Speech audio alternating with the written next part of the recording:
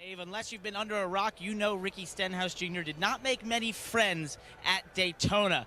And that's not a smart thing to do when you're 19 points out of the playoffs. So what did his crew chief and he, Brian Patty, have a meeting about yesterday? Racing smart. That's what they need to do if they want to be in playoff contention come the end of this summer, Kelly. Now, and look at what time it is. Steve, we saw this yesterday. The sprinklers just automatically come on. It must be around 10 o'clock. Maybe we should look at Denny Hamlin's. Yeah. If we look at Denny Hamlin's dash, we'll know exactly what time it is. Maybe that's why he had the time on there. He knew 10 o'clock the sprinklers were coming on. Well, I tell you what, it's got pit road wet. The end of pit road on the outside lane is actually wet. Yeah, we saw sprinklers come on right immediately after the Xfinity race. They have them on a timer, apparently. Didn't shut that timer off. Maybe that's why my grass at home is brown.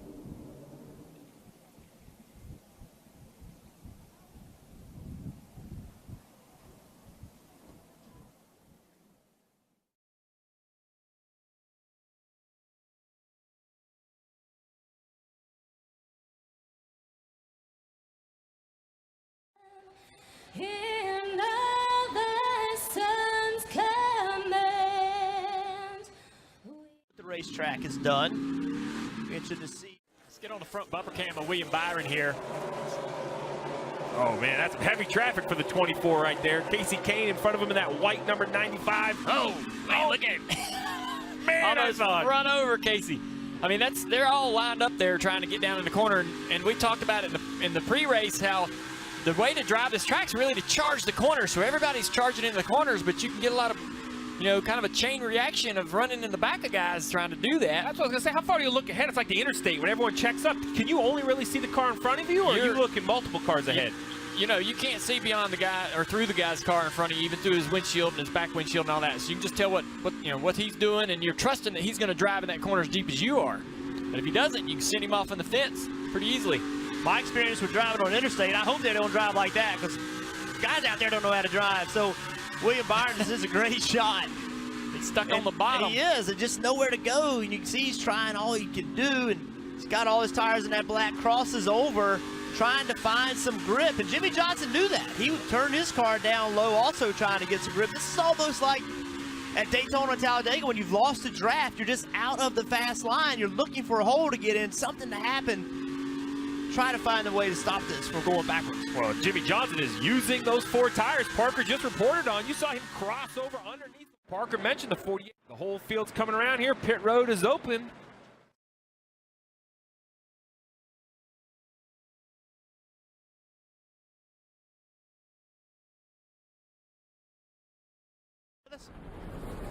Yep, I got you, boys. And now we see the 24 of William Byron. In his rookie season, he's making his pit stop look like just a 2-tire stop for the 24. His crew chief had told me that they'd try some strategy to help make up some of that track position. I don't think she wanted us in it. That's a good point. Absolutely would have ruined the selfie. Rick, you mentioned guys staying on the racetrack. That 24 of William Byron, he had pitted at lap 84. And Darian Grubb, sometimes you have to try to make a little luck. He stayed on the racetrack. He figures he can make it on one more stop, Dale, so he stays on the racetrack. And it all comes down to this. 55 laps to go in the race. You have people on different strategies. William Byron, he's going to have to come to pit road a little bit earlier than Kyle Busch, Daniel Suarez, Eric Jones, Denny Hamlin, Eric Almirola, Martin Truex Jr., all on a different strategy than everyone who came to pit road under this last caution at the end of stage 2. Up front, Byron, Kyle Busch. Green flag flying once again. Byron gets in the throttle, but Kyle Busch matches him on the restart. Both drivers getting good pushes here. This corner is so important for the 24 as he gets a big shove in the back end, wiggles around. He's got to clear the 18 for these old tires to work. Oh, Daniel Suarez. Jamie McMurray way up the racetrack. The race for the lead still going on. William Byron has it. Look at William. And here comes Eric Jones taking second away. Man, 118 must have not got off the corner there too well. Look at this chaos behind him. William Byron out in front. He's trying to do what he can on them older tires, Steve, and that's what he's got to do. He's got to try to hold that track position as long as he can. I love it. He's fighting for his crew chief, Darian Grubb, willing to make a big call. He's doing all he can on the racetrack, and here's the dominant car, the Ford Kevin Harvick, stuck in traffic, Rick. He's actually lost spots. He's actually back in 11th place. This is what we talked about. These restarts are chaos. Took the best car, put it back in the middle of the pack, and he's actually gone backward. William Byron, what an incredible restart he has. He had 13 laps less or more on his tires than Eric Jones, Kyle Busch, Daniel Suarez, all the guys he was fighting for the lead with, and he went out and proved that he could take the lead away. Kelly.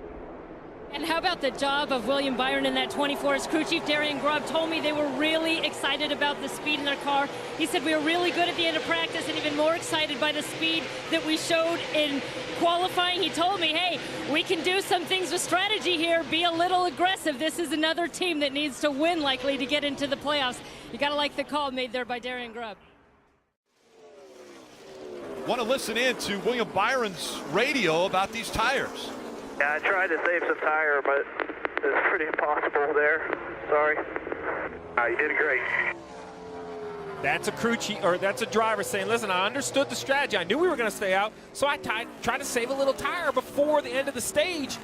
Wise, beyond his years for such a young race car driver.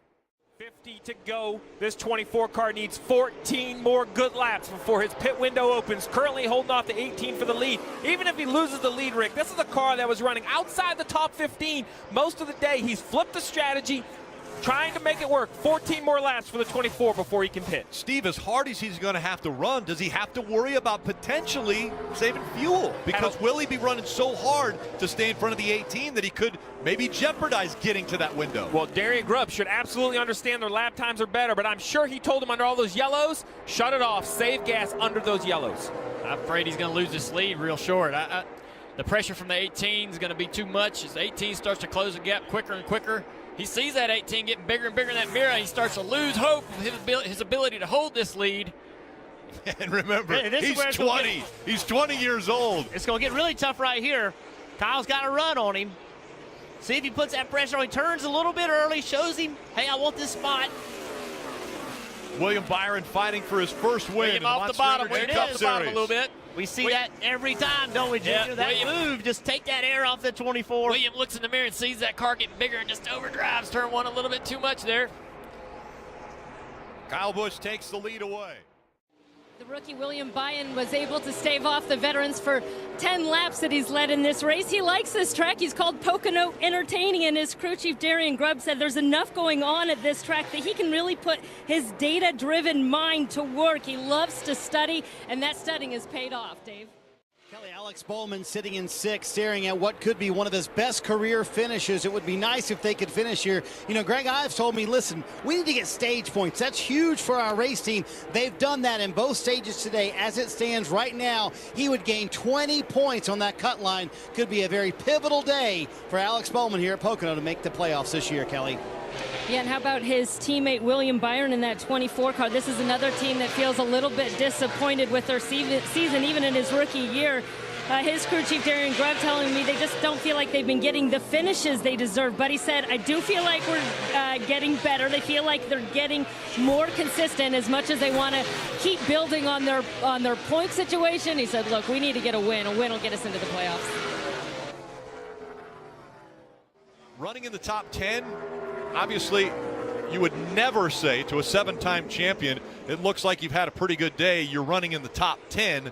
But the year that Johnson has had, you would almost have to say, this is a pretty good turn of events for Jimmie Johnson. Yeah, if you look at it, all HMS cars are in the top 10, so this will be almost the best day of the season for these guys, to be honest with you. I mean, you're not seeing the speed that you want. I mean, aside from, obviously Chase, he's had a great car these last 2 weeks. You want to see the whole company be in the top 5 when you own 4 cars. You want to see them all run well, but it's definitely some improvement as we move forward deeper into the season. Maybe these guys are starting to make some gains on it. Career best finish for Alex Bowman, who brings the 88 car home third. Alex, take me through those final restarts and how you were able to gain some of those final few positions.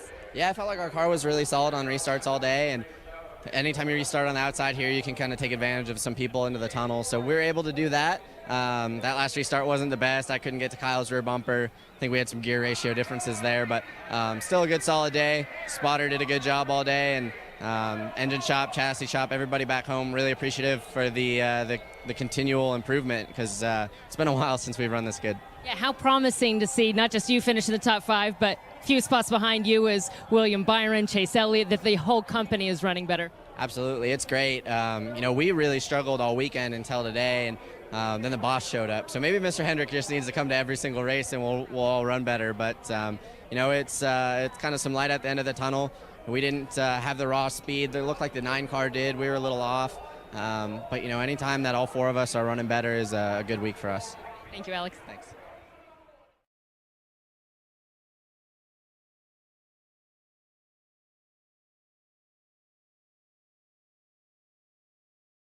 Atmosphere here is incredible. Yeah, it's not just beautiful, it's electric. The place is full. There are campers everywhere. Every seat has a person in it. It's a Goodyear tires, and again, doing that opposite way of pitting here on pit road, Kelly. So in order to not lose time here on pit road, the team is going to hand Jimmie Johnson a nut driver and perhaps some duct tape so that he can fix that rear view mirror himself. On top of that, he said he was a little bit loose getting into the right-hand turns. Same goes for his teammate William Byron, the rookie in that 24 car. He also said he was a little bit loose in those right-handers. 4 tires. Coming up on Tuesday, a new show, Glory Road. You see right there, Hall of Fame crew chief Ray Evernham. He will be talking and exploring the history of NASCAR and so many big names involved. Rick Hendrick, Jeff Gordon, Tony Stewart, Bobby Allison, all guys that this has been their life. William Byron coming off of his career best finish, and his crew chief telling me they definitely have some momentum with that. He said it's nice to know that you can be aggressive with pit calls and strategy if you have the speed to back it up. William proving to be a great little road racer, spent a lot of time go-karting. He also works with road course specialist Max Pappas, who has been on the radio telling William, elbows out, elbows out. And then behind them, William Byron doing a really good job today. And William Byron running 9th now. He has consistently run well and is showing that he has a little promise behind the wheel of that 24 car. I think a lot of people were wondering if maybe he moved up a little bit too quick. After winning the championship in the Xfinity Series a year ago, he moved right into the Cup Series. And that was something that he's such a young race car driver, just 20 years old. William Byron has struggled, I think, to get the feel of these cars and get the way the competition is in this series. Jeff? Yeah, Rick, I think the thing with William Byron is, yeah, he may have moved up too quick, but that doesn't matter as long as everyone has patience. So if all the people at Hendrick Motorsports and all the sponsors and everybody involved, they understand he came maybe a year, maybe two, even two earlier, but give him time, and he has the ability to be successful. So, you know, when you're going to give a 20-year-old a chance in a Cup car, you also have to be willing to give him a chance to prove he can do it over a long period of time. You can't expect him to come in and just start winning races right off the bat. So patience is the key for success with this team and this driver. Jeff, a lot of people rooting for a new winner like Byron or perhaps Chase Elliott up front.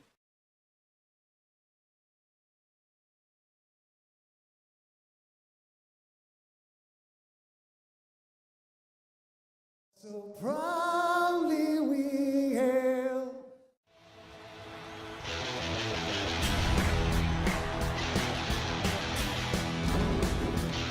It was a beautiful day. The sun beat down. The biggest thing that drives me each week is to know that anything can happen. It is so hard to be successful in this sport. Here comes Elliott to the inside. The crowd on their feet. This race comes down to these two drivers. He went wide in turn number one. Bring it home. Just bring it home. For the first time, Chase Elliott wins in the Monster Energy Cup Series. That's one of many right here. Yeah, baby, yeah!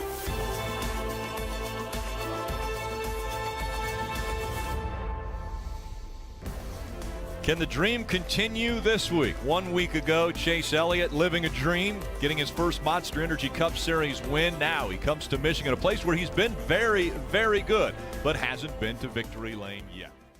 Well, we saw Ryan Newman, how many spots he picked up at the start by jumping up on the outside, and restarts are so important here because it's hard to pass. So let's go back and look at some races in the past. Look at Kevin Harvick. He's in great position. Look how far up he is as far as next to the 41, but he just cannot hold the line. You saw the fire jump out of the exhaust pipe. That's him having to get off the throttle. But look at the banking. Where the 4 car is has less banking than where the 2 car is, and that's why that bottom groove's no good. That's right. And you'll see the 42 here. He slides into that middle groove, but actually kind of saves him from going backwards or having to be forced down on that bottom. So some guys will just take that middle groove if they're in the bottom and they want to get up in that preferred line. If you can't do that and you're 3 wide, this is what happens on the bottom with the 20, 24 and those guys last year. It causes big problems, causes all these 3, 4 wide action going down the back straightaway. It's going to be great for us in the booth. Heck of a battle here behind them. 3 wide down the front straightaway is Larson coming from his starting position up toward the front. This guy was racing dirt cars at Knoxville Nationals last night.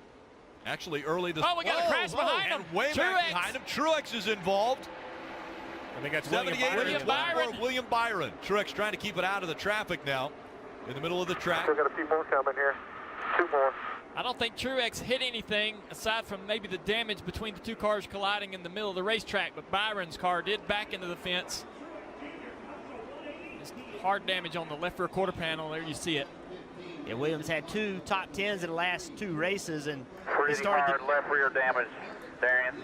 Starting to build a little momentum for this team and driver, and this will be a early end of their day. Let's take a look. Going down into turn 1, Williams going to be on the inside of Truex. We talked about how slick this track is.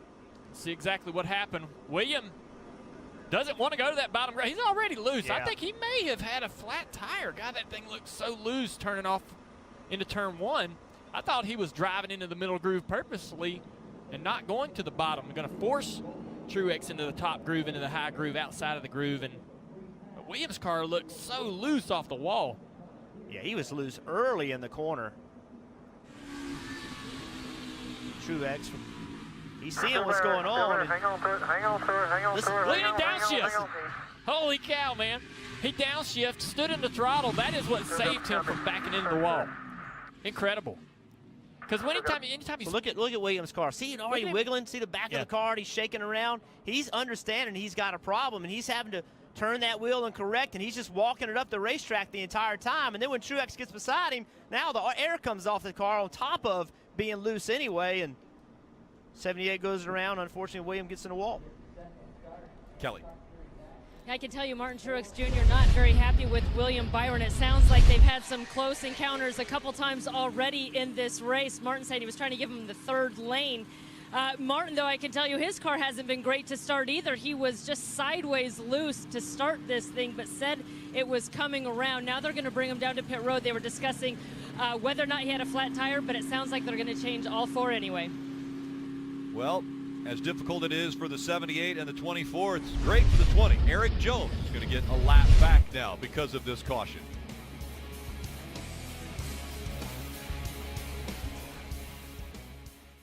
Lap 25. Hamlin trying to grab the spots back that he's lost. He started on the pole. Junior.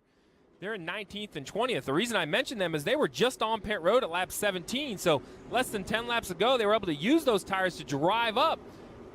Does that mean that tires are important? Does that mean they're going to take fuel only? I think you're going to see varying opinions on pit road during this yellow flag cycle. And while those cars were on pit road earlier, making adjustments, tires, things like that, they couldn't add fuel. You cannot add fuel until... Everybody going through that pit cycle, and one with a penalty. The 9 of Chase Elliott, an uncontrolled tire. What's the penalty on that one, Steve? Tail end of the longest line, so he's working his way back. There might be a couple cars behind him, but they're going to wave him by. Some cars opt to not take their starting position, so look, the penalty is that. Look, Rick, that's a lot of cars in front of the guy right now. Absolutely. The car stalled there at the entrance William Byron. road. William Byron is sitting there, and there he goes. He's going to roll, and the field rolling as well. Back under green in Michigan. 24 is just giving a lap back there. I think he didn't quite make the red light at the end of pit road. I'm noticing something here, guys. On these restarts, they're getting more and more aggressive with each one. It's great when your driver can pick with confidence. Hey, when we used to race together, we used to talk about that, and I could tell you, like, if I'm loose, I'm going to narrow up the entry. I'm going to drive in a little too shallow. If you can fix that, I can arc the entry bigger and help the middle of the corner. Just not feeling the racetrack right now. You put gas in it, it's just not right. I don't know. He added to that saying it's not really loose, it's just not loaded when it lands and won't turn. Saw last week, Chase Elliott got that win, and that was Chase Elliott. That was Hendrick Motorsports' 250th win. So we go back and look at Jeff Bodine. They put Jeff Bodine in that car. He was so good at Martinsville, had a lot of experience there in modifieds and late model sportsman cars. And look at all the different drivers, the different tracks they won on. Just done a great job. Youngest winner, Kyle Busch. Oldest winner, Mark Martin. By the way, they had the same crew chief when they did that. 12 championships. It's unbelievable, Junior, to be part of that, I'm sure. It was, you know. Worked with him for half of my career. It's hard to believe, but for the first half, when I was driving for DEI, I always wondered what it was like in that shop or behind those doors where Steve was working. Professionalism and how they won all those races, won all those championships, what they were doing in their cars that maybe we weren't doing. So it was great to get over there and check all that out. Yeah, and I think this 250 not only has to be very special because of the amount of wins and the history, but think about how it came. A long dry spell since Indianapolis of last year, and every time you talk to the crew chiefs, the drivers, Mr. Hendrick, they talk about how hard they were working, and never did it waver. They were confident they were going to go back to victory lane.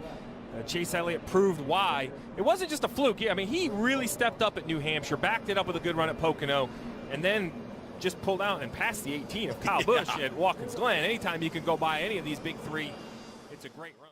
Now coming out of turn 4, the 4 of Kevin Harvick. So the whole question is the blend between Kevin Harvick, who should end up the race leader, or the 3 of Austin Dillon. Here is Kevin Harvick. We'll see if Austin Dillon shows up in the screen. You see him ahead on the apron.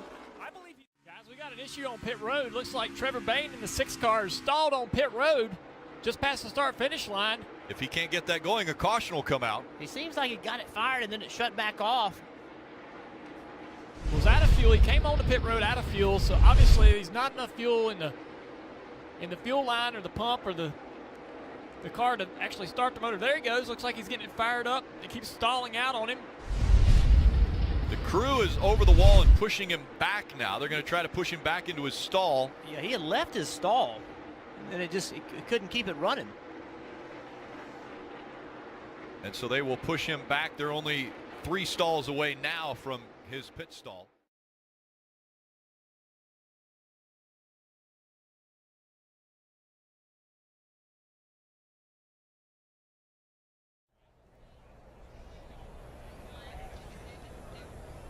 Ladies and gentlemen, the track is ready. The drivers are ready. It's Bristol, baby. Are you ready? For the thousands in attendance and the millions watching around the world, ladies and gentlemen, let's get ready to rumble!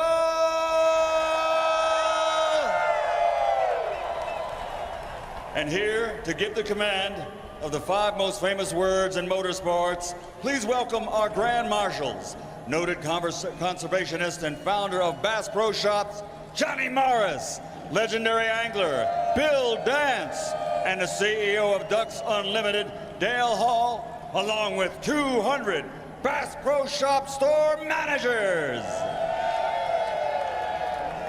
On behalf of all the great folks at Bass Pro Shops, and on behalf of all those who love the great outdoors, and especially tonight on behalf of those who serve in conservation, our friends at Ducks Unlimited and NRA, all anglers and all those serving in our armed forces across the country, and to all the great hunter conservationists across this great land, drivers, start your engine! You go. You can fire it up. Good.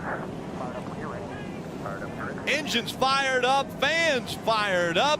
We're ready for racing under the lights at the world's fastest half mile.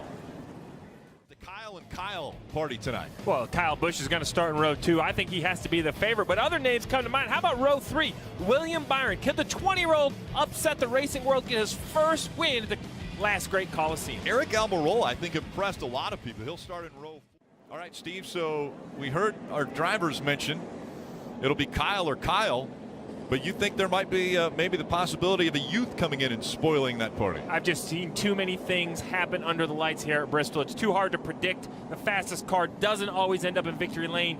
I think William Byron in the second or in the 3rd row there in that 24. We've seen the 24 do great things here. Can he replicate it? We'll see how fast the upper groove comes in. That's kind of the mentality it takes at this racetrack. We haven't talked much about Paul Menard, but he's also in that position. If he can win tonight, he's in the playoffs. He really closed on Kyle Larson in 3 and 4. And a pile up in the middle. The 18 of Kyle Busch is around. Contact, they're rolling in there. Gray Gaulding hits late. See Kyle Busch on the bottom of the racetrack, gets up the racetrack, out of that sticky stuff into Ryan Blaney, then he just spins in front of the field. And when he does that, a roadblock right there on the front stretch. Little contact for the 78.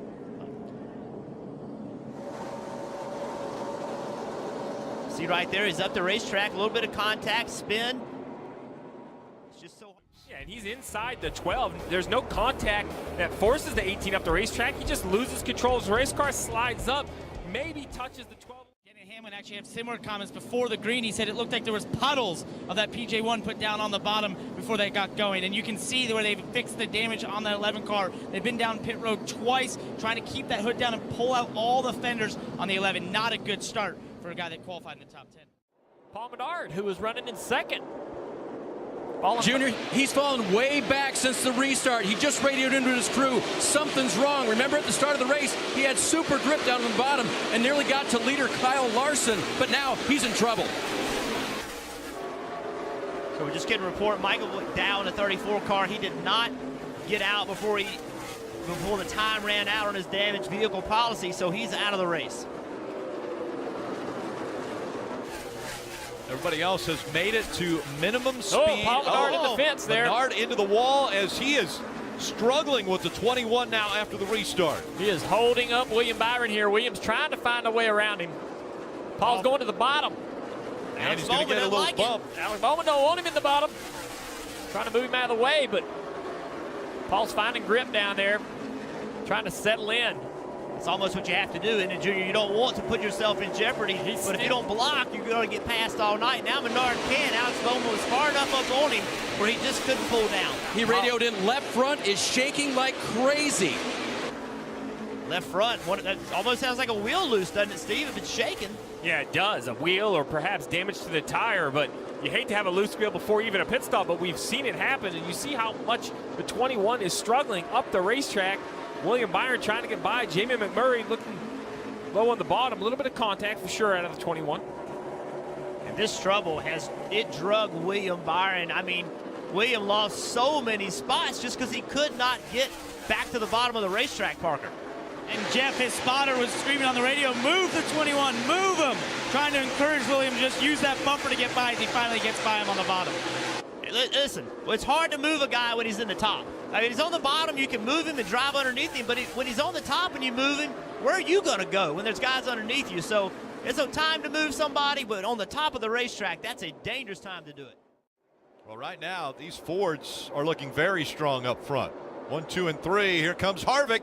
Now with the traffic in front of the 12, Blaney. Harvick gets to the door of Ryan Blaney. Can he make the pass? William Byron up top, holding up Blaney. Blaney's going to have to get aggressive with this lap traffic, or he's going to be trapped behind him. There he goes to the bottom.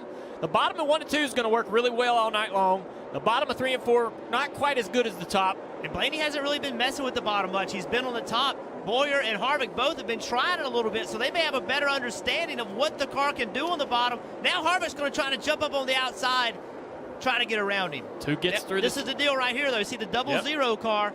That's going to be Landon Castle, and that's going to determine what happens right here with this outside lane. Can they get around him, make it 3 wide? How does this going to work out? That's going to cost Harvick here second position if he's not careful. And look around, everybody's having a great time. Look, we even got Cole Trickle fans here. I prefer the Kyle Petty fans when they have theirs, but guys, a great view down here. Look at all the action. It's right there on the other side of us.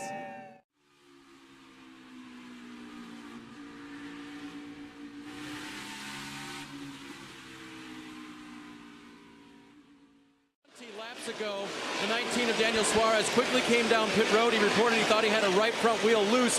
When the team took all 4 off and examined them, the inner sidewall of the right front had like a wear mark around it. So there was definitely something going on there. The wheel was not in alignment. Good thing they came down and changed it. But look at the way Boyer goes to the corner there and just puts distance on Martin. As he goes to the bottom around that lap car, William Byron. And now Martin has to shorten up his exit.